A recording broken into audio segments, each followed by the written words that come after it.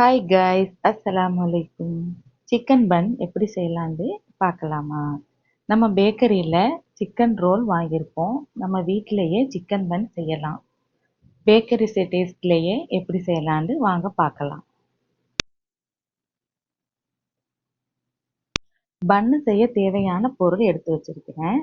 3/4 cup வெதுவெதுப்பான பால், 2 table spoon சீனி, 1 table spoon east. இதை நல்லா மிக்ஸ் பண்ணிக்கிறேங்க. 10 நிமிஷம் இதை ரெஸ்ட் விட்டுடலாம். 10 நிமிஷத்துக்கு அப்புறம் இப்படி உப்பெல்லாம் உப்பி வந்துடும். 300 கிராம் மைதா மாவு, 1/2 ஸ்பூன் உப்பு சேர்த்து, ஒரு முட்டை சேர்த்து நல்லா மிக்ஸ் பண்ணிக்கிடலாம். ஆக்டிவான ஈஸ்ட்டை இப்போ சேர்த்து நல்லா மாவை பிசைஞ்சு விட்டுக்கிடலாம்.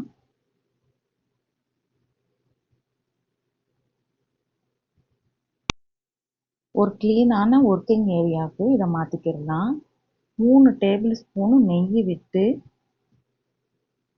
அந்த நெய்யை நல்லா மிக்ஸ் ஆகி பிசைஞ்சுக்கிடுங்க. நல்லா மிக்ஸ் பண்ணி பிசைஞ்சுக்கிடுங்க மாவை நல்லா இப்படி இழுத்து இழுத்து பிசையணும். அப்போ தான் பன்னு நல்லா சாஃப்டாக வரும். ஒரு 5 நிமிஷமாவது மாவை இப்படி இழுத்து இழுத்து பிசைஞ்சு விட்டுக்கிடுங்க.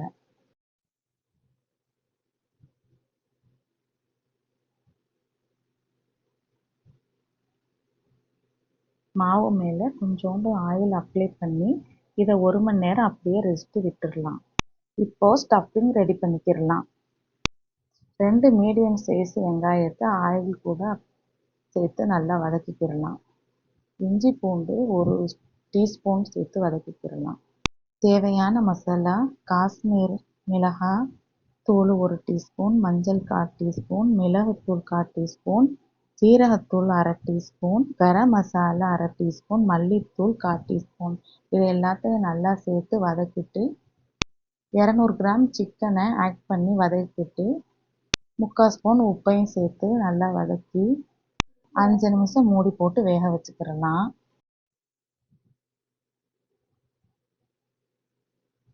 ஒரு குடமிளகாயை கட் பண்ணி இதில் ஆட் பண்ணிக்கிடலாம்.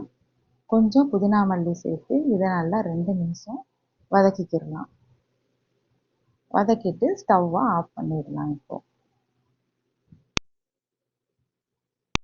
1 மணி நேரம் ஆயிடுச்சு. மாவு நல்லா எலும்பி வந்துருச்சு. இப்போ பன்னு செய்ய ஆரம்பிக்கலாம். இதுக்கப்புறமா மாவை ரொம்ப பிசைஞ்சிடக்கூடாது. லேசாக இப்படி இழுத்து விட்டு நம்ம சப்பாத்திக்கு உருண்டை எடுக்கிறது மாதிரி நம்ம ஒவ்வொரு உருண்டையாக எடுத்துக்கிடலாம். 8 உருண்டை நான் எடுத்து வச்சிருக்கிறேன். நான் பண்ணுறது மாதிரியே இதே மாதிரி பண்ணி எல்லா உருண்டைகளையும் எடுத்து வச்சுக்கிடுங்க. ஒவ்வொரு உருண்டையாக எடுத்து வச்சுக்கிடுங்க. இப்போ கொஞ்சமாக ஆயில் போட்டு நீல வாக்கில் இந்த பன்னுக்குள்ள மாவை தேய்ச்சி விட்டுக்கிடலாம்.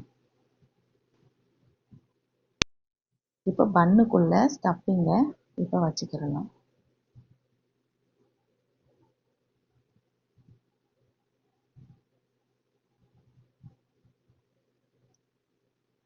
நான் எப்படி செய்கிறேனோ அதே மாதிரியே நீங்களும் செஞ்சுக்கிடுங்க.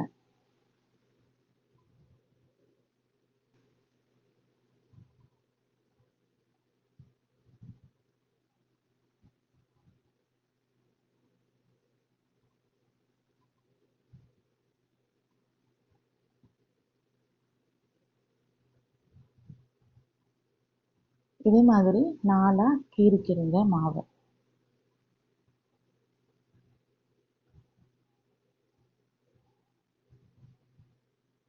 இந்த மாதிரி டிசைனில் நம்மளுக்கு பன்னு கிடைக்கும்.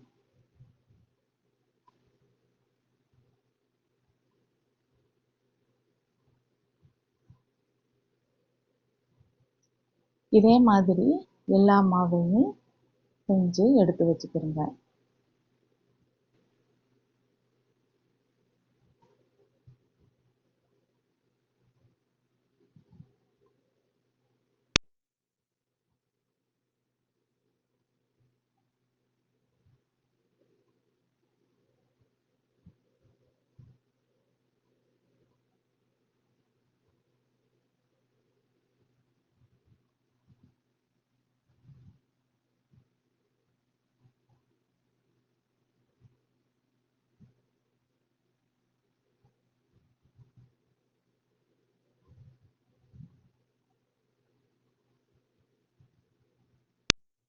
10 நிமிஷம் இப்போ பண்ண எல்லாத்தையுமே ரெஸ்ட் விட்டுக்கிடலாம்.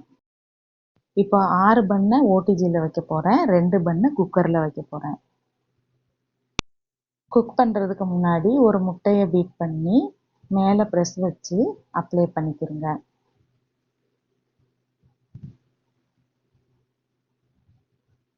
இதே மாதிரியே எல்லா பண்ணுங்களுக்கும் அப்ளை பண்ணிக்கிறங்க.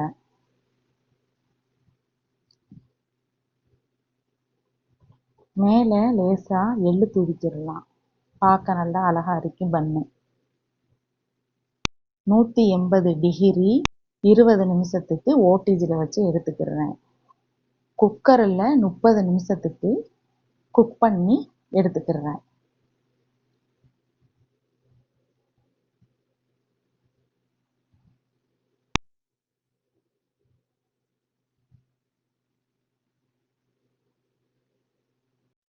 குக்கர்லையும் பண்ணு வெந்து வந்துருச்சு. ஓடிஜியில் வச்சதுக்கும் குக்கரில் வச்சதுக்கும் வித்தியாசமே தெரியலை. இப்போ சூப்பரான சிக்கன் பன் ரெடி ஆயிருச்சு. இதே மாதிரி நீங்களும் உங்கள் வீட்டில் செஞ்சு கொடுங்க. லைக் பண்ணுங்க, ஷேர் பண்ணுங்க, சப்ஸ்கிரைப் பண்ணுங்க. இன்ஷா அல்லாஹ் அடுத்த வீடியோவில் உங்களை பார்க்குறேன்.